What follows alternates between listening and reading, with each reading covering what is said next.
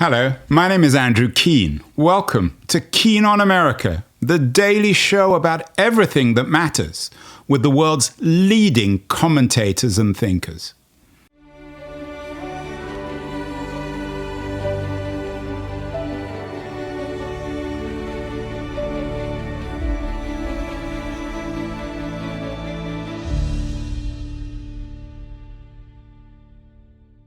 Hello, everybody.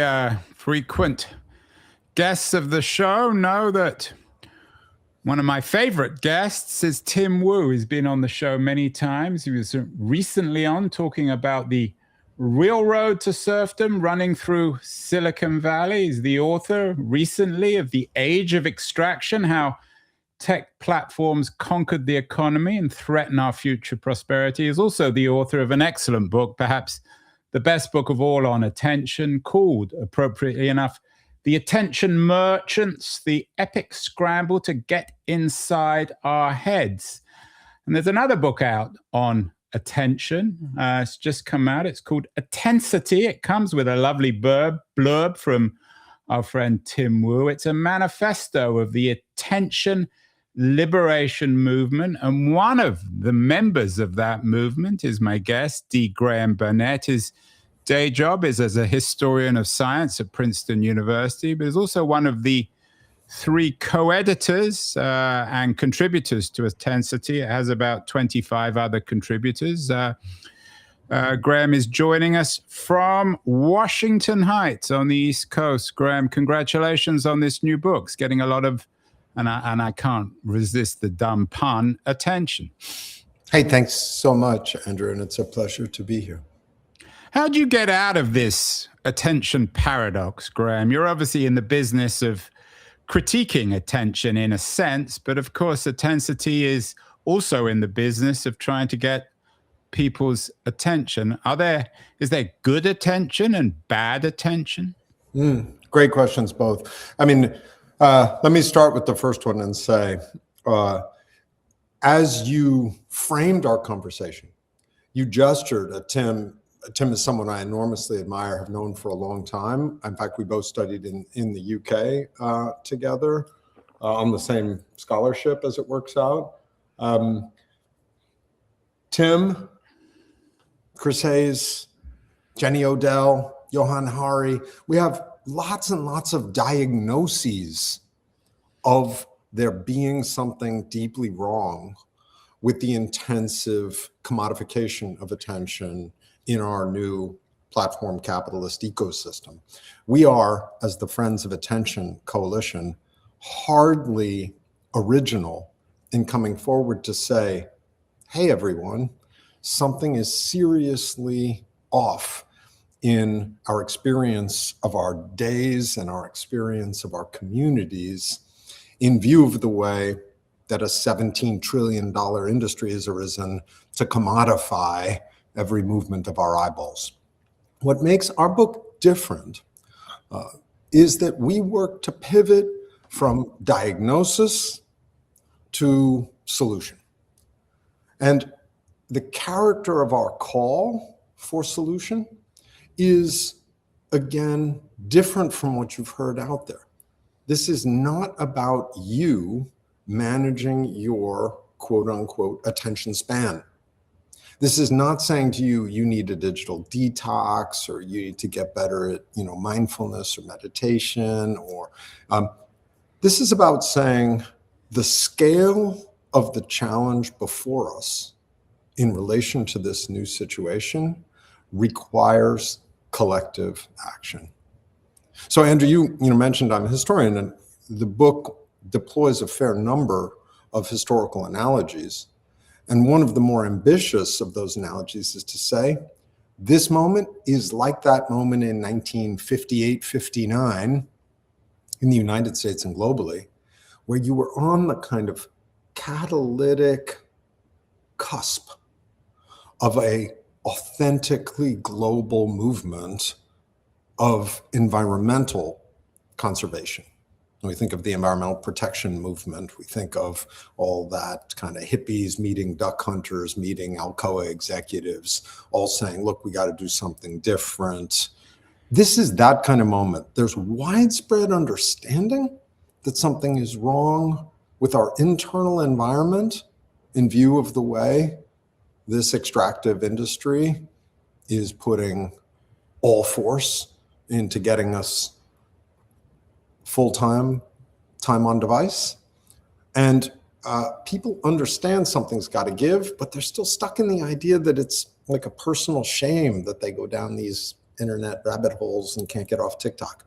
We're about saying the next 5 to 10 years is going to see a major collective, social, explicit, we're together on this movement, the US and beyond, to get pushback against the way we are being harmed by these industries and their business model.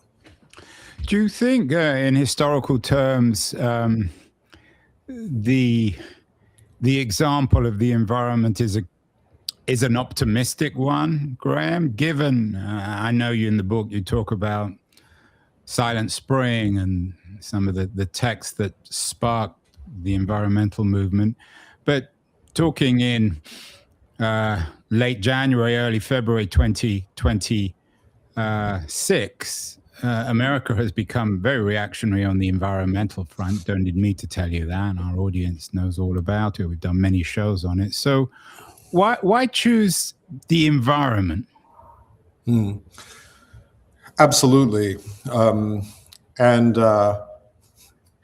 in the history and philosophy of science, we often talk about the complexity of analogies. You know, there are analogies that trade on there being an X and a Y, and then you draw lines between the elements of the X over to the elements of the Y. There are other kinds of sliding or collapsing analogies where they seem initially to be an X and a Y, but then it turns out they are an XY. They're all tangled up structurally. And I would argue that this is really one of those collapsing analogies, because while you're absolutely right that it's a little difficult to point to the heyday of the environmental movement from our perspective on the cusp of climate catastrophe and say, see, we can do just like they did and fail big. It's equally true that our external environmental crisis of this moment, pending climate catastrophe, is inseparable from what we would call the internal environmental crisis being fomented by these new exploitative business models in our societal scale digital networks and our intimate cognitive prosthetics, our devices. Which is to say, we cannot now, we see clearly, address pending climate and environmental disaster unless we can get our own houses in order and want what we want to want as individuals and in community. So to put it one more way, they've got us. These devices and the business model that has staked everything on time on device engagement and the extraction of commodifiable data from human persons within that system, those systems are palpably, manifestly undermining the mechanisms of deliberative democracy. They are severing us from each other with respect to the possibility of authentic collective political action. They're siloing us and, in effect, remaking ideological positions as kind of brand identity for selling humans to advertisers. So half the people involved in the Friends of Attention, it's so interesting for me to say this as a kind of older guy, are young folks who have come across to this work from active work in the environmental movement, because they've increasingly seen that within this media ecosystem, within the squalor of our late society of the spectacle, only a meaningful movement to refocus our attention on our attention can set the conditions of possibility for the kind of collective action we need on the environment. Does that make sense? No, it makes sense. Although I have to admit, I'm not entirely convinced. It's the old cliche: if you have a hammer, then everything, well, whatever it is. If you have a nail, everything looks like a hammer. Or if you have a hammer, everything looks like a nail. So I guess if you're a radical environmentalist, everything looks like the struggle with the environment. How is, I take your point on attention, Graham. People like Wu and many others have been writing about this crisis. But why is it different, for example, from the television age, where advertisers stole people's attention, where there wasn't a great deal of direct political action, where people seem to lead increasingly inane lives, the gray men of the 1950s? Why is today's crisis any different from any other historical cultural crisis, particularly when it comes to television? Postman, of course, wrote Amusing Ourselves to Death in 1984. Even at the time, it was an influential book. It's grown in its stature since then. But he was writing about television, not the internet, not digital attention. Yeah, it's a great question. I want to pick back up on your hammer and nail thing real quick, though, before I turn to that essential question. So Andrew's reminded us that if you've got a hammer, every problem starts to look like a nail. Although you also flipped it around, you're like, if you're a nail, everything starts to look like a hammer. I actually think if you're a nail, you spend a lot of time feeling pretty anxious about things that look like hammers. So everything appears to look like a hammer. Only in if you're a nail. Yeah, in your nightmares, in a way. I think that comes a little closer to the proper paranoid anxiety of those of us who've been subjected to the despoliating powers of capital. So I hadn't quite thought of that one, but I want to roll it around. In the book, we actually dialectically pivot on precisely that image. And we say that while it's true, if you're carrying a hammer, every problem starts to look like a nail. It's also the case that when you have a lot of nails that got to get pounded, just about anything can start to feel like it could serve as a hammer. And you get interested in pulling anybody into the work who's carrying something that might be used to hammer down those nails. And I want to sing that moment in the book for a second, because it goes to the heart of the kind of movement energy around attention that we call attention activism. It's very important for your listeners to understand that this book does not package some kind of specific trick or solution.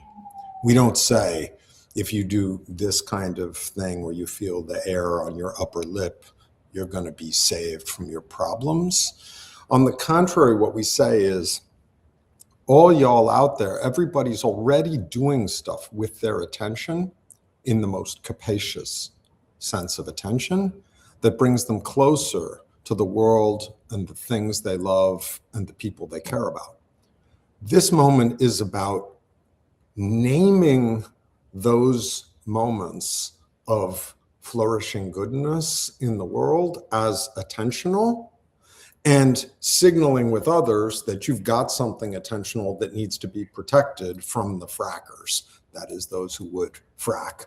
Right, and you brought up the F word, Graham, fracking, and most people associate that, of course, with oil, but it seems to be a central part of your argument in intensity. What does human fracking mean? Yeah, so it's our kind of rebrand of the otherwise soft and fuzzy notion of the attention economy. Petroleum fracking is a novel technique for the extraction of hydrocarbon resources. And as you and lots of your listeners will probably know, it involves not simply sort of drilling a hole and seeing the oil come up. It involves pumping down into the earth high pressure, high volume detergents to crack up the deep structures and aggregate widely distributed shale oil and gas, and then force that stuff to the surface where you can sort of siphon it out of the toxic spume. And for us, human fracking is perfectly analogous, which is to say the advertising economy that is the substrate of this multi-trillion-dollar contemporary extractive industry, it makes its money by, in a sense, pumping into our faces high pressure, high volume detergent in the form of like relatively low quality, relentless media feeds, which do indeed break up the structures of our deep attention, drive to the surface the monetizable attention, which is then continuously, as we all know, auctioned off to the highest bidder in the attention markets, about which Tim writes so powerfully in The Attention Merchants. So there are even perfectly parallel harms: tectonic instability, groundwater toxicity, and all that stuff. So we like the image of human fracking because it emphasizes the violent and extractive, as well as the kind of toxic nature of the business model. And I want to say quickly, too, that it's very important to keep emphasizing that what we're talking about here is a business model. Our community, the Friends of Attention, and the work we do in attention activism, we're a nonprofit coalition. We have a kind of radical school in Brooklyn with dozens and dozens of folks at the core of the work, artists, writers, activists. We are actually not, by and large, anti-tech. We are quick to say that, phones are not the problem. Social media isn't even the problem. If phones had been invented by our grandmothers, we use them to call home. And if social media had been invented by Marina Abramovich and two Buddhist monks, it would probably be a kind of a cool place to share your experience of existence or something. The problem here is a business model that places the entirety of the extractive process on maximizing engagement with these devices with perfect disregard for the wellness or effects of the algorithmically generated content streams that affect this maximization of time on device. So we like to hit that point hard. Now, but Andrew, you've asked a very, very important question. I want to come back to it. You've said, and it's a question dear to a historian's heart, you said sort of like, what's different about this? What's the nature of the historical change here, given that, one, there have been a host of different sort of spasms of collective anxiety about new technologies since forever. Two, people have worried about their attention since the Middle Ages, arguably, since the classical period. The kids can't focus was something that Socrates, was sort of bitching about. So you've said, Graham, tell me that this is really different, because you're making an argument that this is historical disjuncture, and I'm not sure Andrew Keen, am buying it. And let me see if I can kind of cash that out. Do you want another crack at the question to make it just as sharp as you want before I... Are you suggesting it wasn't sharp enough, Graham?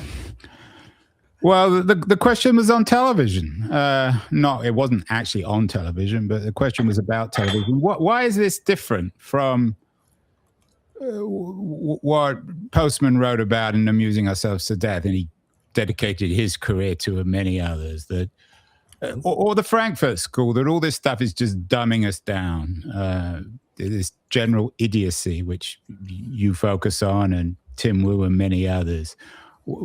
You wrote, or you and some of your colleagues wrote a good New York Times op-ed piece. The $1 trillion battle for your attention is built on a lie, and you note that everyone feels we're in our age of anxiety. We are having a crisis with our attention. But what's the difference when people were glued to their television, addicted to their television, spending their whole time watching remarkably inane advertising? Yeah, great. So I'm going to throw another name into your list of folks who forwarded the television critique. The great Jerry Mander, whose book from, I think it was the late 70s, 4 Arguments for the Elimination of Television, it's a rough contemporary, maybe a little earlier than Postman's book. And in some ways, I almost love it better, even though it's less remembered, because Mander was an extremely successful entrepreneur in the advertising sector. So he was really writing from the perspective of someone who had won in the business of kind of Madison Avenue advertising, and he believed that television was irreparably compromising American democracy. So I'm going to come at this two ways. And the first may surprise you and make me sound like even more of a curmudgeon than I really am. I actually think a lot of those television arguments were basically right. You probably know Bob Putnam. You may have even had him on your show. Yeah, I remember back in the early 90s going to a speech by him on the internet when he was at AOL. It was a remarkable speech, for better or worse. Incredible. So for your listeners, just to make sure, Robert Putnam is probably the greatest living quantitative sociologist of the last 50 years. Bowling Alone, and he's been on the show several times.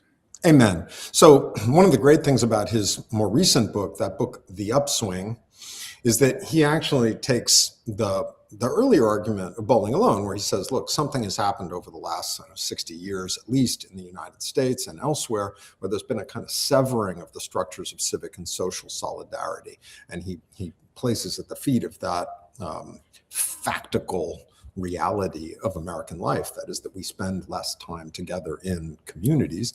He places a great deal of explanatory verve into the problems we've had with our politics and continue to have.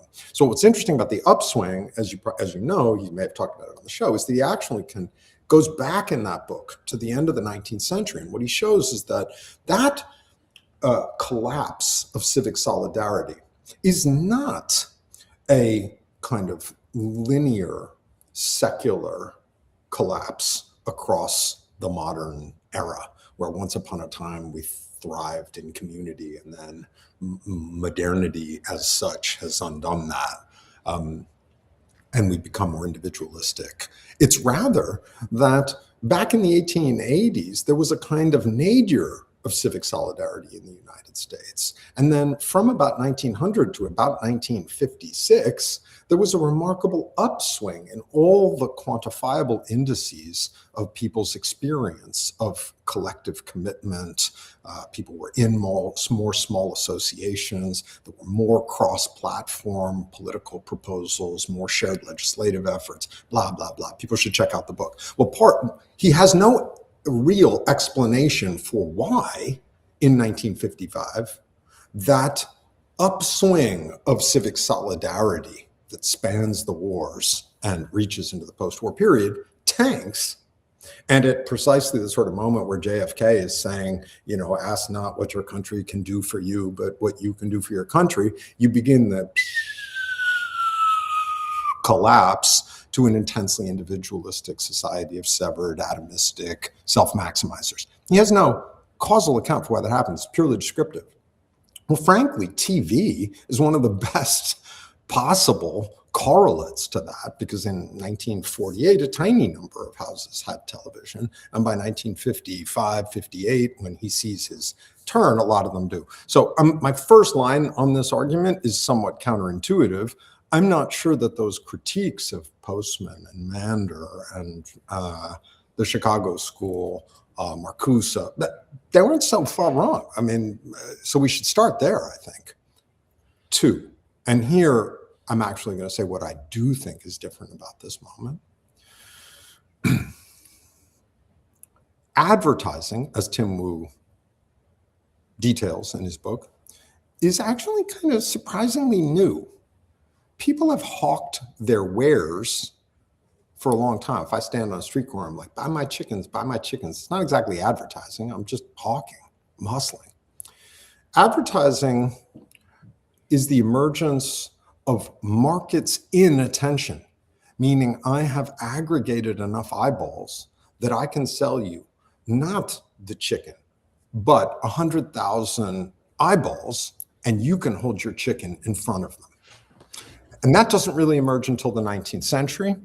And to liken the emergence of AI-driven real-time responsive, data-intensive human fracking on these intimate devices through which essentially the entirety of our social and labor lives now pass, to liken the emergence of early advertising, billboards, and classified ads in newspapers to this moment is a little like likening lacework in the 18th century to the satanic mills of Lancashire.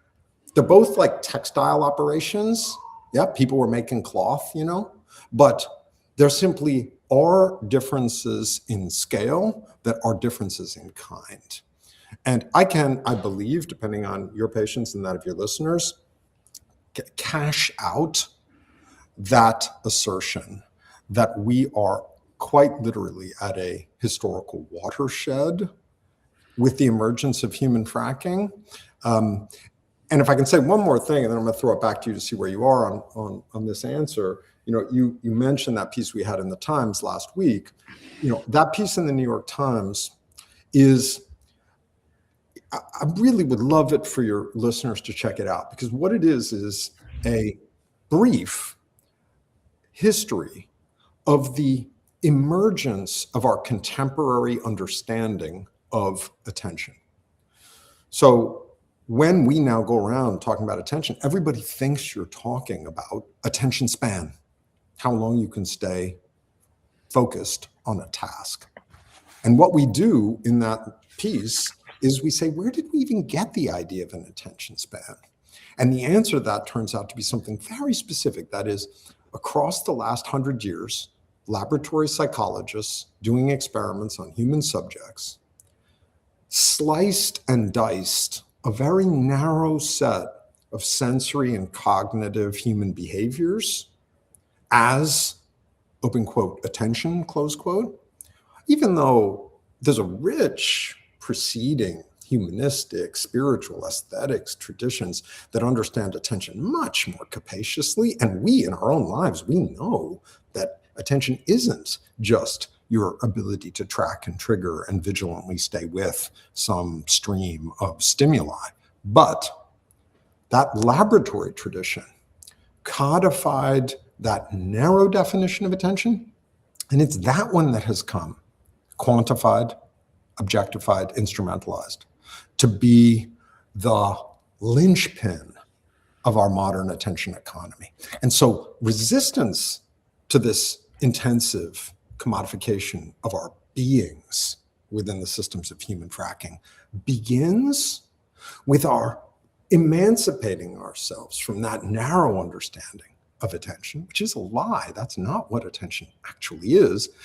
And remembering, rewilding, and calling back into our consciousness the expanded understanding of attention, which is consistent with human personhood. And you got to be very careful when you make this move, because if you want to look up on Google what scientists say attention is, you're going to get a bunch of answers that literally come out of that tradition of laboratory experimental work, which doesn't mean that those answers are wrong. It just means, again, that they're quite narrow. And even if you look up analytic philosophical accounts in the most demanding peer-reviewed philosophy journals, they're all reading the neuroscience articles that are also on this very narrow kind of attention.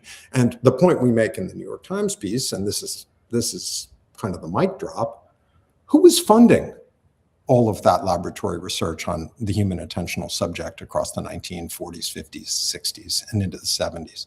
I don't want to sound like some kind of paranoid lunatic you meet in the subway or whatnot, but the answer is simply the military-industrial complex.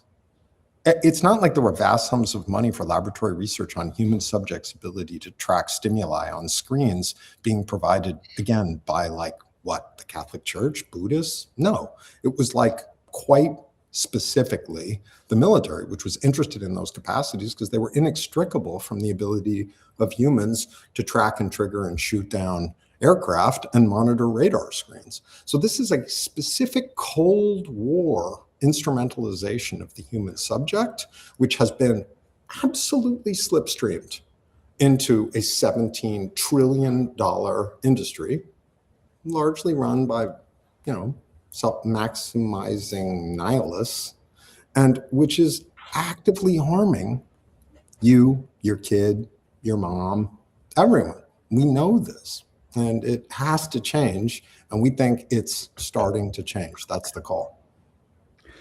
Are you playing, though, the same game, Graham? You, friends of attention, as what you call these self-maximizing nihilists. I'm not sure what that means.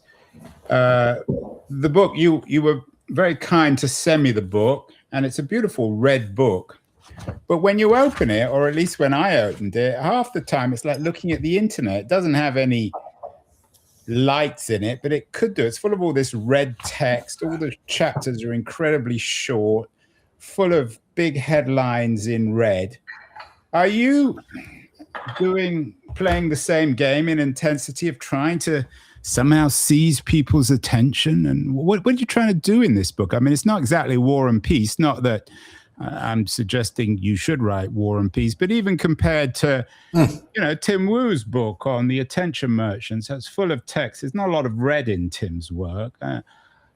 What are you trying to do here in this manifesto? I mean, even Marx's manifesto wasn't full of pictures and bright images and headlines.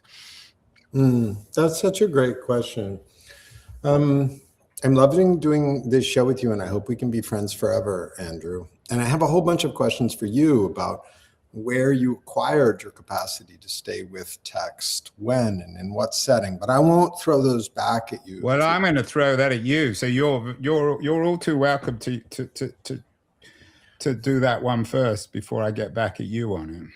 All right. Well, let me go right to your questions. I want to quickly tag self-maximizing rationalist nihilists, just because you were like, I don't know who they are. Actually, I think we all know who they are. So let's be clear. Capitalism is not especially interested in human well-being. And so as we work within a increasingly lightly regulated capitalist political economy, the well-being of human persons articulated in languages of value other than money value, not going to be a major priority. So when I invoke those who are driving the human fracking systems, we should personalize it a little bit because they are individuals. But we also don't want to overdo it with personalizing it because... Well, give me some names or companies. Who are you thinking of?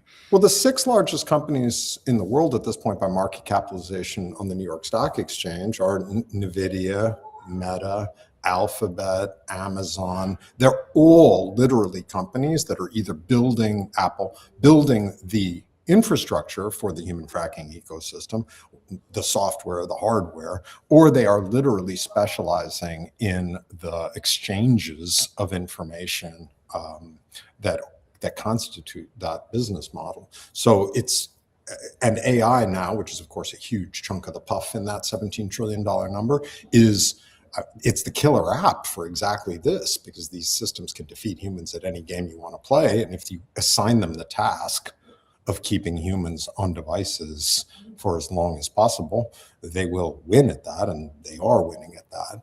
So to be clear, these are many of them just people going to work, trying to get enough money to pay for their kids' orthodonty, and they are doing their job, maximizing return on investment for their businesses. That activity of maximizing return on investment for businesses without a metaphysical, theological, or adequately democratic civic armature conduces to the most grotesque, brutalizing, and dehumanizing abuses. I mean, they just end up with chattel slavery, how you liquidate humanity if there are no liability issues. So we just want to keep calling that out. I mean, we would have another conversation. Wait, Graham. So where was that? I missed the chattel slavery. Are these guys, the Googles and the Alphabets and the Facebooks of the world, are you suggesting they're in the chattel slavery business? No, let me slow down and do that more clearly. If you permit the maximization of return on investment to be the only norm of your conduct, there is nothing you will not do to human beings. And so chattel slavery is an example of that. And it was not a pretty one. We have, at this point, a fair number of constraints in place across most of the world that no longer makes that a viable way to maximize your return on investment. At present, we are inadequately regulated and constrained within the human fracking space. So the harms are significant and rising because, as it happens, you can make a ton of money in this space.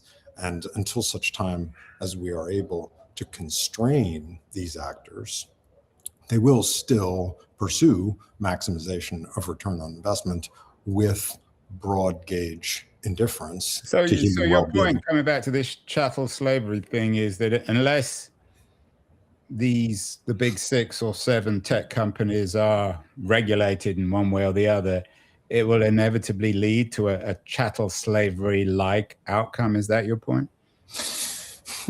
That's a little more polemical than I care for. What I can assure you is that people will be brutalized. And you can be brutalized a lot of different ways. And so chattel slavery was a historical phenomenon. And indeed, in certain parts of the world, it remains with us. We should always remember that. What's more relevant for our historical moment is to remember that we, going about our business, are willing to brutalize each other for money. And that's what's happening here.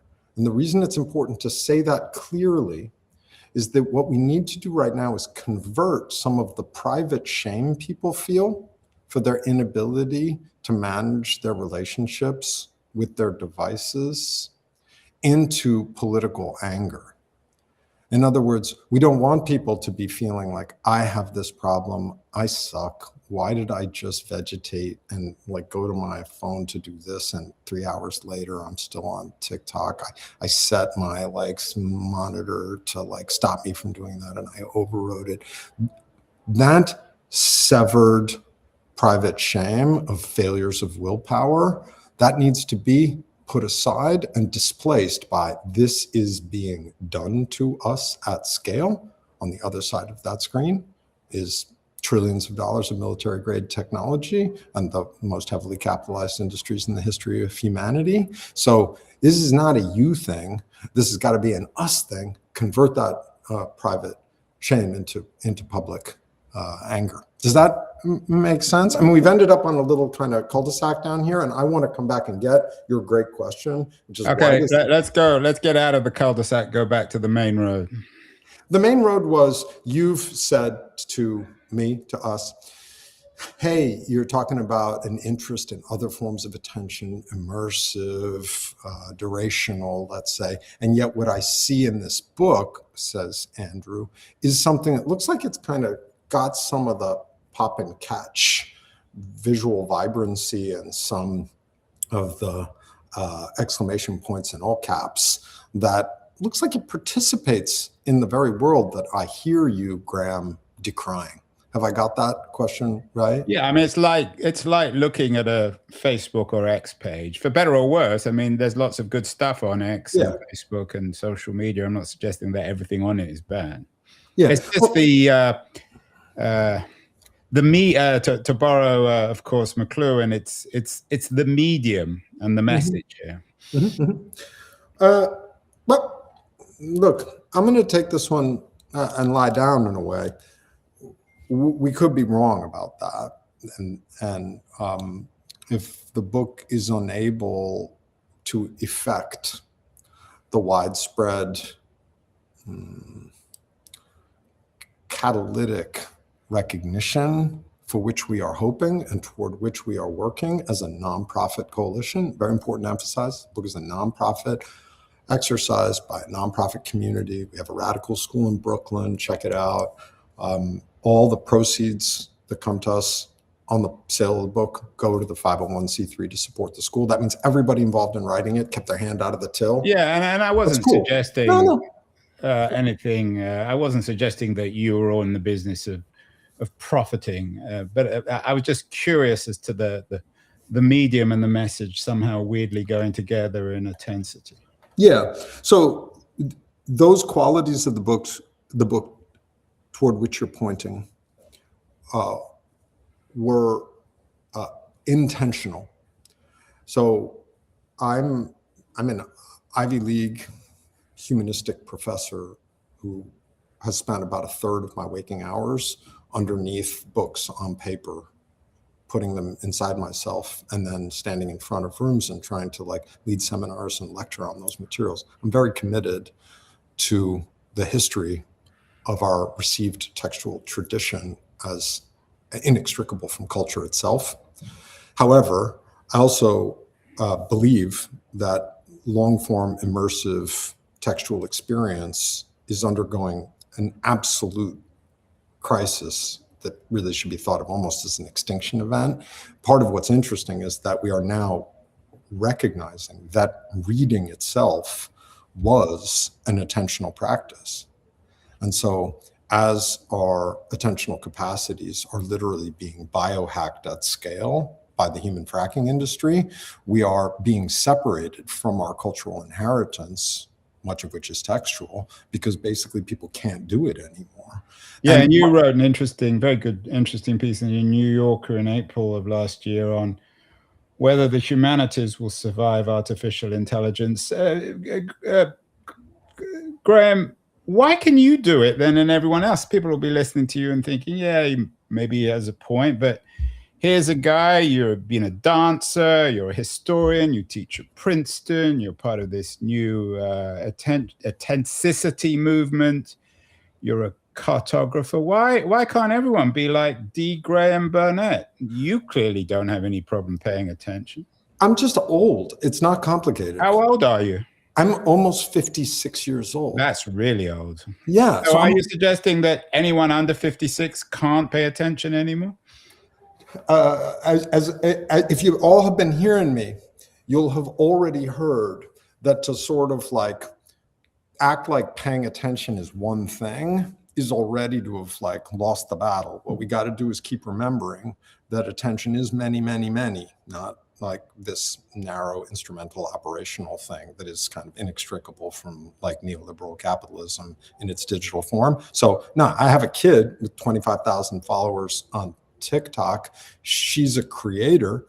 Her attentional capacities and characteristics are very different from my own, but I would never suggest that she's not insanely brilliant and that she isn't going to do amazingly beautiful things with the way her mind works, both with text and with image.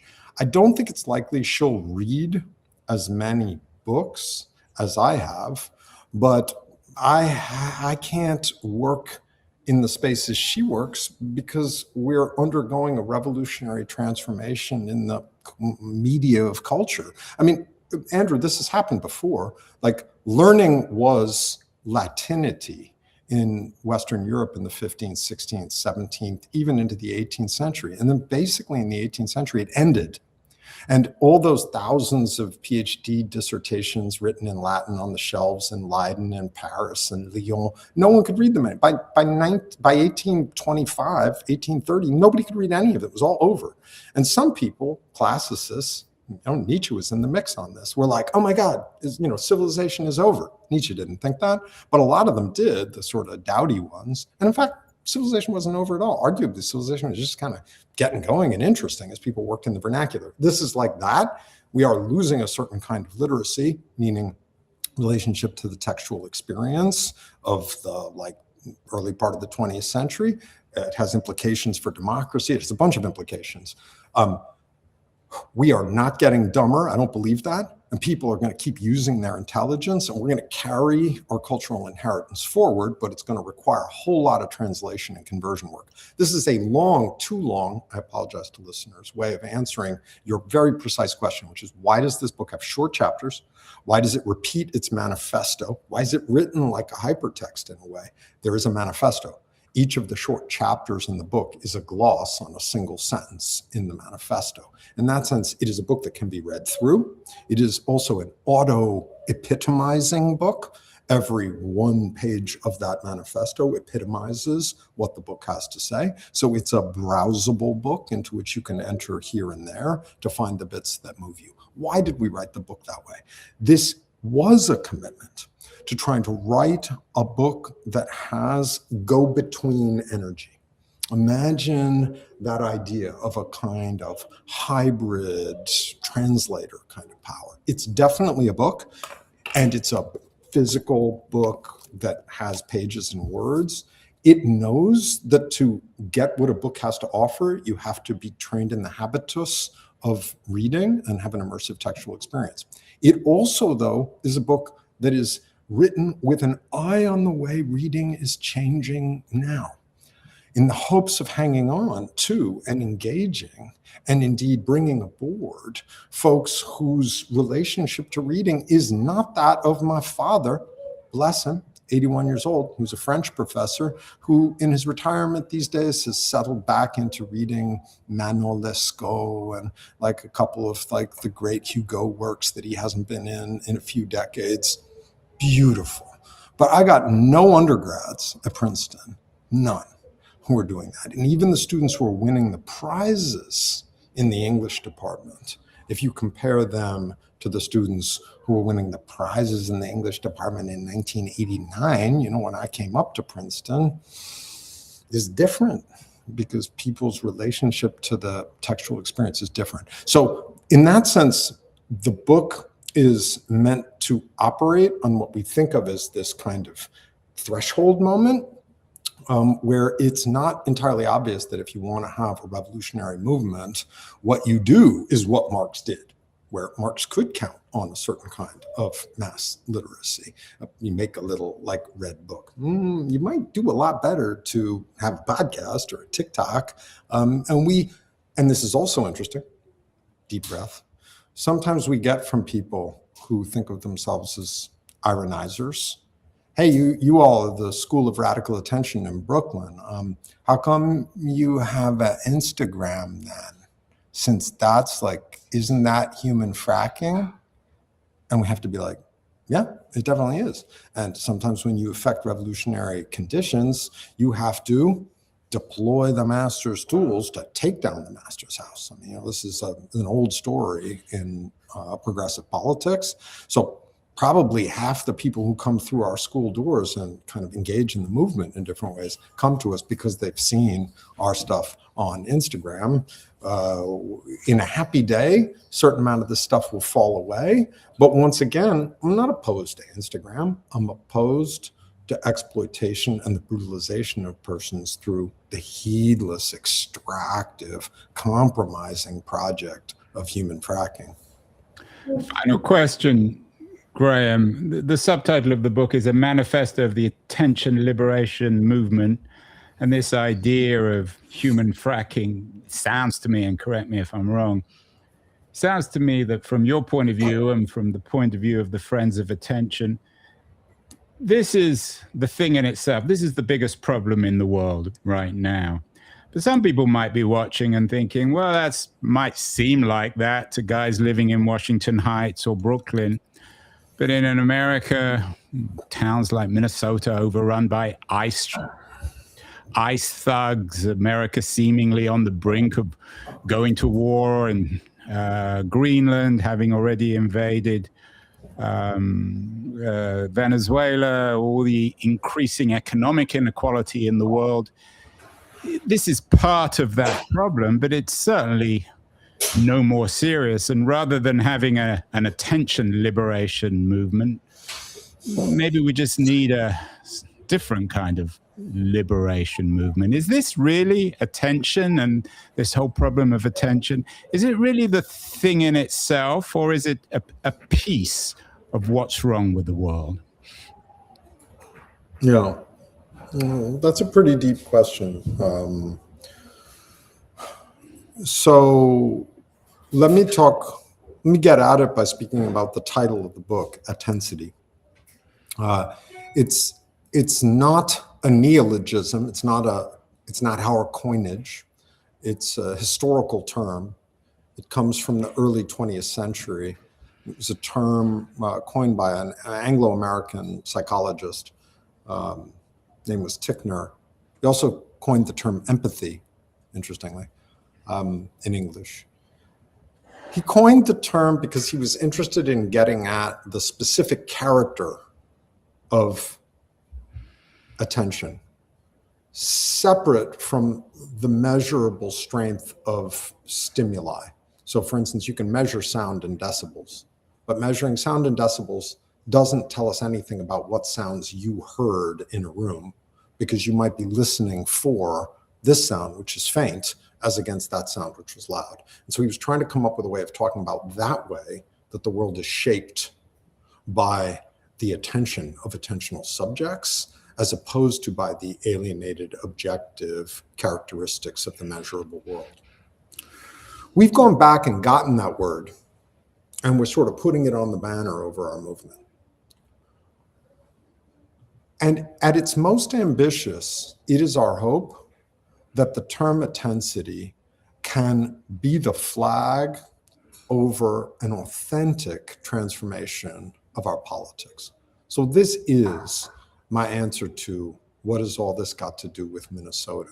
Because I and my co-authors, co-editors, everybody in the attention activist movement, we do believe that this work is inextricable from Minnesota.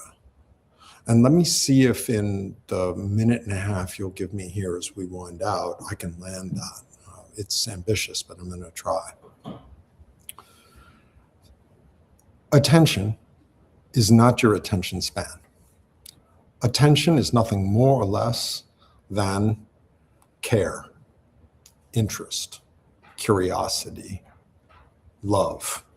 Somebody just reviewed the book on Amazon and said what they mean by intensity is what Heidegger meant by Sorge, by care, which is a pretty ambitious account of what we're up to in the book, but not entirely wrong.